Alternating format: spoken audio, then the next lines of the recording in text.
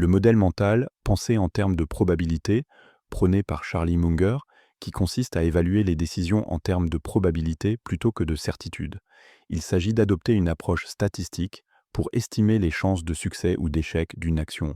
Cette manière de penser repose sur la reconnaissance de l'incertitude et la recherche de scénarios les plus probables. Elle permet de prendre des décisions plus rationnelles dans un monde complexe et imprévisible. Ce modèle repose sur la pensée bayésienne et la pondération des résultats possibles par leur probabilité. Il se caractérise par l'acceptation de l'incertitude et la volonté de raisonner en termes de risque et de rendement attendus.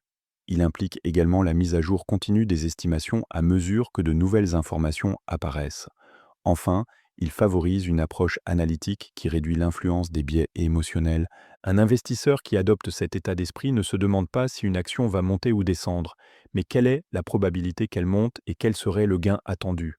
Un chef d'entreprise qui envisage un lancement de produit évalue les chances de succès en fonction des données de marché et des scénarios possibles.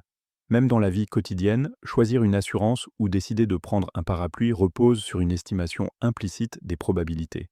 Penser en termes de probabilité améliore la qualité des décisions en réduisant la dépendance aux intuitions et aux certitudes illusoires.